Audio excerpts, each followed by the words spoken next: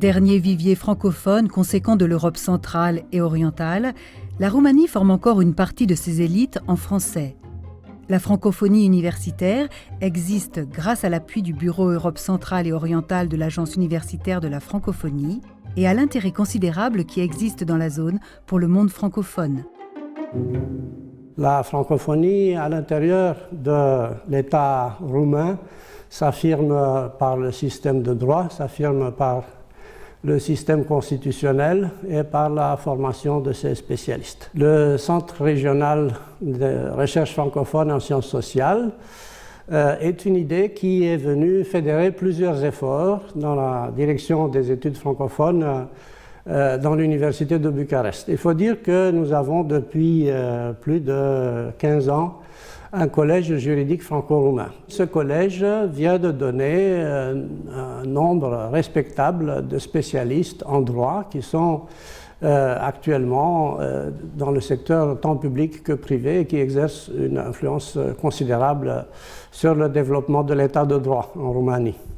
D'autre part, il y a toujours depuis pas mal de temps une école doctorale francophone en sciences sociales. Cette école francophone qui a été au début promue par l'École des hautes études en sciences sociales, est aujourd'hui animée par un consortium d'universités francophones et elle est financée par l'Agence universitaire de la francophonie. Donc, si l'ambassade de France met à disposition de ce centre la Villa Noël, qui est située dans les quartiers résidentiels de Bucarest, il serait tout à fait normal de réunir tous ces efforts et d'essayer de créer dans ce centre un point de rayonnement régional de la recherche francophone en sciences sociales.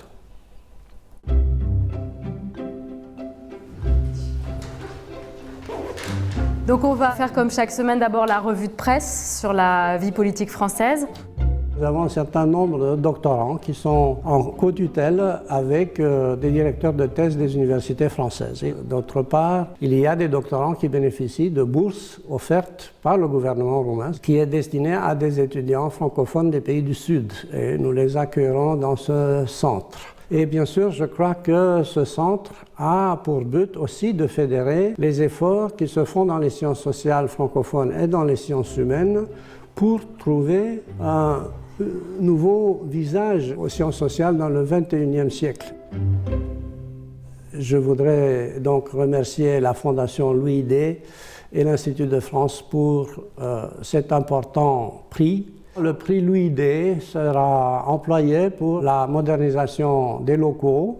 Parallèlement, nous déclencherons les activités de fédération des efforts scientifiques.